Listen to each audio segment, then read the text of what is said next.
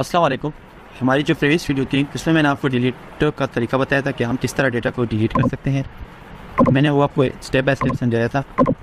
आज की जो वीडियो है होगी उसमें मैं आपको समझाऊंगा कि हम इसको एडिट किस तरह कर सकते हैं। ठीक है ना। एडिट मीन यानी इधर एक बटन होगा, उस पर जैसे ही मैं क्लिक करूँगा तो ये टेक्स्ट बॉक्सेस फिल हो जाएंगे और उसके बाद हम इसमें अपडेट का काम भी करेंगे। यानी ये जब फिल हो जाए तो इसमें अगर मैं चेंजिंग करूँगा तो जब मैं सबमिट करूँगा तो इधर उसी रो में ये यानी चेंजिंग हो जाएंगे, एक नई रो इसमें ऐड नहीं होगी। यानी इसी में डेटा भी हमारा इंसर्ट होगा, डेटा अपडेट भी इसी में होगा हमारा।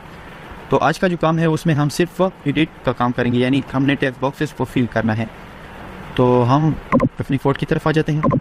सबसे पहले तो मैं जो हमारा पार्शल व्यू तो उसमें एक दूसरा बटन ऐड कर लेते हैं। मैंने एक दूसरा बटन ऐड कर लिया, सेम उसी तरह मैं इसको नाम दे देता हूँ। और एडिट का भी हम उसको बाय आईडी हम इसको एडिट करेंगे। ठीक है ना। यानी जिस पे हम क्लिक करेंगे वही उसी का डेटा सिर्फ ऊपर टेक्स्ट बॉक्सेस में फिल हो जाए। ठीक है ना। इसको मैं नाम दे दूँगा एडिट का। फिलहाल मैंने उधर बनाया नहीं कंट्रोलर में, मैं सेम उसी तरह बना देता हूँ। कंट्रोलर में चला जाता हूँ। ठीक है ना। यहाँ पे एडिट का बना देता हूँ, इसको कॉपी करता हूँ और यहाँ पे पेस्ट कर लेता हूँ। ठीक है ना। यहाँ पे पेस्ट करने के बाद मैं इसको एडिट का नाम दे देता हूँ, जो हमने ये वाला नाम दिया था। इसी को कॉपी कर लेता हूँ, इधर पेस्ट करता हूँ। नेम का यार हर क्या करें, ये फिर बाद में मसला देते हैं। अब ये तो हो गया हमारे पास। अब हमने मॉडल में जाना है। मॉडल में ये हमने डिलीट का काम किया था, तो अब हमें मॉडल में यानी आप एक अलग सा फंक्शन भी एडिट के लिए बना सकते हैं जो डेटा हमारे लिए वहाँ से फेच करेगा। ठीक है ना। वहाँ से हमारे लिए डेटा वो फेच करेगा। लेकिन एक बार हमारा डेटा यानी आ रहा है, ठीक है ना। लेकिन इसमें सिर्फ मसला ये है कि ये अगर मैं इसका ये नाम दे देता हूँ ना, तो हमारे पास यहाँ पे ये क्या रिटर्न कर रहा है, लिस्ट रिटर्न कर रहा है। और हमें लिस्ट नहीं चाहिए, हमें तो सिर्फ वही डेटा चाहिए जो हमने जिस पे हमने क्लिक करना होता है। तो मैं क्या कर लेता हूँ कि इधर मैं उसी आईडी का डेटा मंगवा लेता हूँ, प्रिंट आईडी और इधर नल। यानी अगर उधर से नल भी आए ना, यानी मैं आईडी ना आए, तो फिर भी हमें ये एरर ना दे, हम क्वेश्चन मार्क लगा लेते हैं। ठीक है ना। यानी अगर वहाँ से हमारा लिस्ट आ रहा होगा ना, क्योंकि इसमें हम दो काम कर रहे होंगे, एक तो लिस्ट का और एक एडिट का।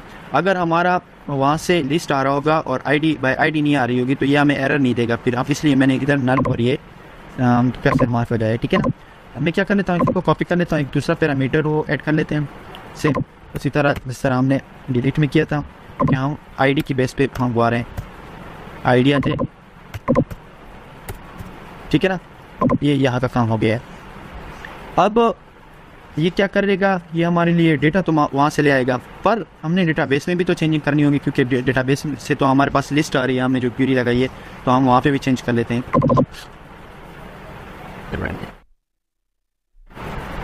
तो मेरा डेटाबेस ओपन हो गया है, इसे कनेक्ट कर लेता हूँ। मैंने आपको तरीका बताया था कि यहाँ से स्टोर प्रोसीजर हमारे पास फास्ट ओपन होता है, इसको जल्दी ओपन कर लेता हूँ।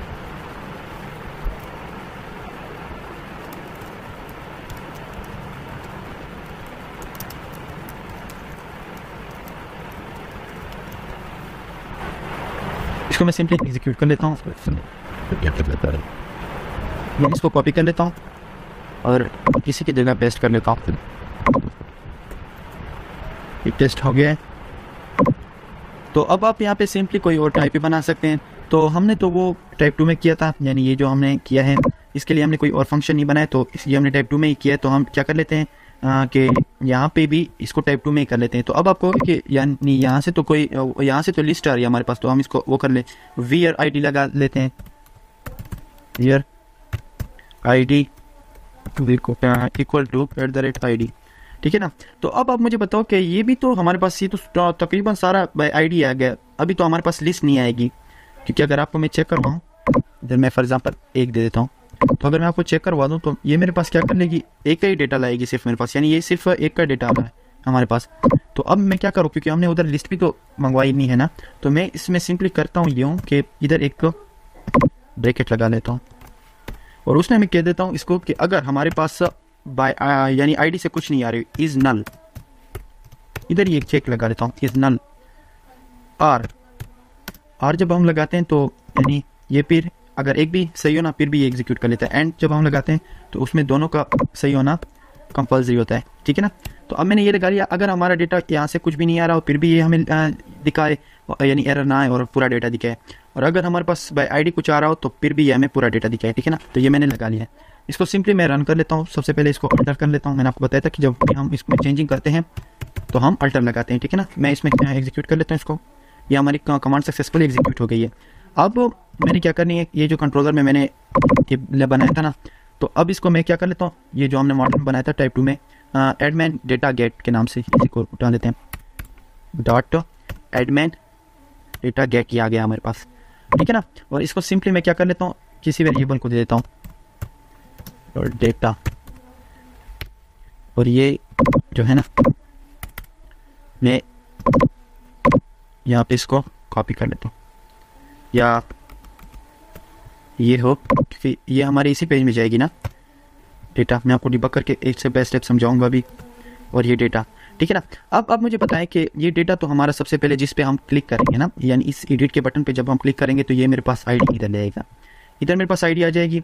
ये आईडी इसको मिल जाएगी, ये मॉडल में चली जाएगी, और मॉडल में इसी के मुताबिक हमारे पास से डेटा ये फेच कर लेगी, ठीक है ना। ये तो अब डेटा जब यहाँ पे आ जाएगा तो इस डेटा को मिल जाएगा, ठीक है ना। ये जो डेटा है ना ये इसको दे देगी। अब मुझे आप ये बताओ कि ये प्रॉपर काम वर्क करेगा? हाँ करेगा प्रॉपर काम। क्यों? लेकिन इसमें एक मसला आएगा। मसला ये आएगा कि ये जब यहाँ से डेटा फेच करेगी तो ये हमारे पास रिटर्न लिस्ट कर रहा है, रिटर्न हमारे पास लिस्ट कर रहा है, और हमने इसको यानी पूरी लिस्ट तो हमने इसको नहीं देनी टेक्स्ट बॉक्सेस को, हमने तो सिर्फ एक मखसूस डेटा ही देना है। तो हम क्या कर लेंगे, इधर सिंपली लिख लेंगे कि डॉट फर्स्ट आर डिफ़ॉल्ट, यानी सिर्फ जिस पे क्लिक किया होगा सिर्फ वही रो हमें उठा के दे दे, ठीक है ना। फर्स्ट आर डिफ़ॉल्ट यह उठा लेगा, ये इस डेटा को मिल जाएगा। ये जो डेटा है ना ये इसको दे देगा। अब मैं आपको चेक करवाता हूँ कि ये डेटा, जब ये डेटा इसमें चला जाएगा स्ट्रांगली टाइप मैंने आपको बताया था, तो ये आप कहोगे कि ये फिर टेक्स्ट बॉक्सेस में कैसे फिल हो जाएगा, क्योंकि इसको हमने बताया नहीं है कि इस टेक्स्ट बॉक्स का डेटा इसमें टेक्स्ट बॉक्स में फिल हो जाए और जो ये डेटा है ना ये इस टेक्स्ट बॉक्स में फिल हो जाए। तो मैंने तो यार ये इधर किधर भी नहीं बताया। तो मैंने सबसे पहले जो हमारे लेक्चर था उसमें मैंने टेक्स्ट बॉक्स फॉर के बारे में बताया था कि ये स्ट्रांगली टाइप होता है, यानी जैसे ही हमारे पास मॉडल में डेटा आएगा तो ये इसको खुद ही स्ट्रांगली टाइप का फ़ायदा यही है कि ये इसमें खुद अपेंड हो जाएगा, जो डेटा होगा वो इसमें खुद अपेंड हो जाएगा। तो मैं इधर डिबग लगा लेता हूँ, ठीक है ना। डिबग लगाने के बाद मैं इसे रन करता हूँ दोबारा से।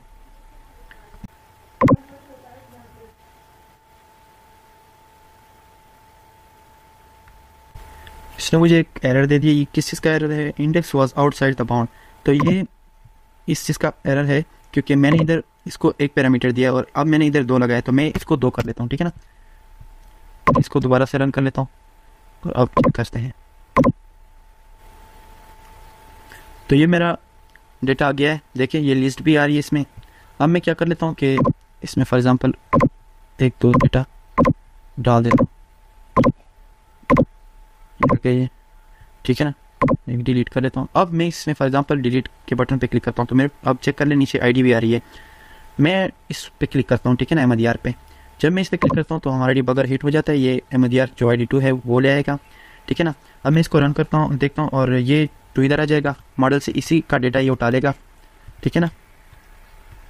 ये कनेक्शन में आ गया है, इसने वहाँ से वही डेटा उठा लिया। चेक करवाता हूँ, देखो वही डेटा हमारे पास आ गया ID2 का। इसको ये हमारा डेटा यहाँ जाएगा, ये इसको असाइन कर लेगा, ठीक है ना, ID ईमेल पासवर्ड को। और अब ये रिटर्न लिस्ट करेगा और अब ये रिटर्न ये हमारे पास एक ही डेटा यानी उठाएगा, वही डेटा उठा लेगा फर्स्ट और डिफ़ॉल्ट जो हमने जिस पे हमने क्लिक किया होगा। तो ये डेटा को मिल जाएगा, डेटा यहाँ पे ले आएगा यहाँ पे, और डेटा जो है ना ये इस जो व्यू है ना इसको दे देगा। अब ये डेटा हमारे पास यहाँ पे आ गया है और ये अब सिंपली इन टेक्स्ट बॉक्सेस में फिल हो जाएगा। हर टेक्स्ट बॉक्स में डेटा हमारा फिल हो गया है, ठीक है। मैं इसे कंटिन्यू कर लेता हूँ। तो देखें अहमद यार और ये मैं आपको ये डिबग हटा के भी दिखाता हूँ। अब मैं फॉर एग्जांपल शेव पे करता हूँ, तो मैं एडिट पे करता हूँ तो मेरे पास ये सारा डेटा शेव का आ गया। मैं शेयर पे करता हूँ तो मेरा सारा डेटा यहाँ पे आ गया है, ठीक है ना। तो आज के लिए बस इतना ही, मिलते हैं नेक्स्ट वीडियो में, तब तक के लिए अल्लाह हाफ़िज़।